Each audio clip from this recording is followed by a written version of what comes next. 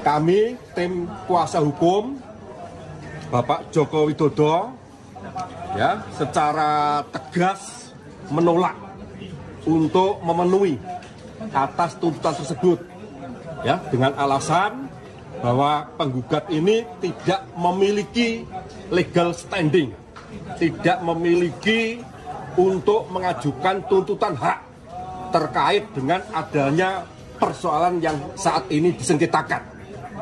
Yang pertama. Kemudian yang kedua, ya, perlu kami sampaikan bahwa setiap orang itu berhak atas perlindungan diri pribadi, keluarga, kehormatan, martabat dan harta benda yang di bawah kekuasaannya, serta berhak atas rasa aman dan perlindungan dari ancaman ketakutan untuk berbuat atau tidak berbuat sesuatu yang merupakan hak asasi. Ya. Selain itu di dalam Universal Declaration of Human Rights itu sendiri juga dinyatakan bahwa tidak seorang pun boleh diganggu. Itulah tadi pernyataan dari seorang pengacaranya Pak Jokowi dalam menanggapi permintaan tuntutan yang diminta oleh pihak penggugat. Tetapi kita sebagai masyarakat ya melihat sebenarnya Pak Jokowi memang sebaiknya ya menunjukkan ijazah aslinya dijadikan sebagai parameter pembanding, karena untuk menentukan asli dan palsu itu harus mempunyai parameter pembanding. Kalau saya lihat dari kelompok penggugat itu sudah menunjukkan pembuktian lewat skripsi dan lewat metode ilmiah yang mereka lakukan. Oleh karena itu memang Pak Jokowi itu harus menchallenge atau counter dengan cara menunjukkan ijazah asli agar di kalangan masyarakat itu tidak terjadi polarisasi atau kegaduhan. Dan kalau sampai tidak ditunjukkan oleh pengacara Pak Jokowi maupun Pak Jokowi, ya sampai kapanpun keraguan seperti ini akan muncul di kalangan masyarakat. Walaupun bagaimanapun Pak Jokowi itu masih menjadi pejabat publik, yaitu menjadi penasihat dan antara. Artinya apa? Artinya Pak Jokowi masih menikmati ya penghasilan dari negara ya. Karena dan mereka tersebut, orang-orang penggugat tersebut itu juga masyarakat yang sampai saat ini juga patuh terhadap pajak. Dan pajak-pajak tersebut pun untuk menggaji pejabat publik.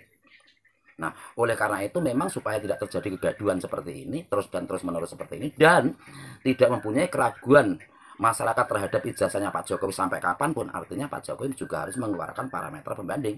Parameternya pembanding itu adalah ya ijazah asli. Karena walaupun bagaimanapun, yang dilakukan oleh para penggugat itu sudah melakukan uji digital ya, seperti lewat skripsi, seperti lewat aplikasi-aplikasi atau software-software yang lain. Oleh karena itu supaya tidak terjadi seperti ini, Pak Jokowi menunjukkan ijazah asli. Itu menurut pandangan kami gitu. Karena masalah seperti ini juga pernah dialami oleh seorang presiden Amerika Serikat, yaitu Barack Obama. Barack Obama itu pernah dituduh ya bahwa bukan kelahiran Amerika Serikat, tetapi Barack Obama dengan cepat menunjukkan akte kelahirannya.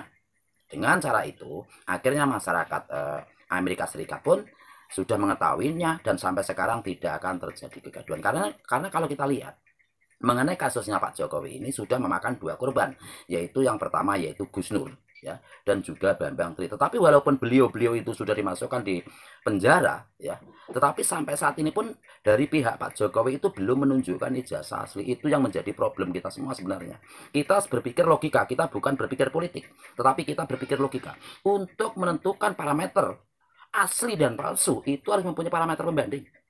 Loh, lalu pertanyaannya adalah ketika yang menuduh itu yang membuktikan, padahal barang itu cuma satu, ijazah itu cuma satu, caranya bagaimana menunjukkan bahwa itu asli atau tidak? Pembuktiannya bagaimana kalau tidak menggunakan dengan cara metode-metode yang lain seperti yang dilakukan oleh Roy Suryo dan Rismond dan kawan-kawan.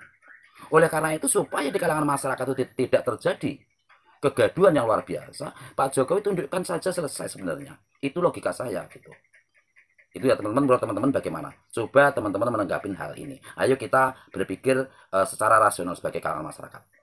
Salam waras.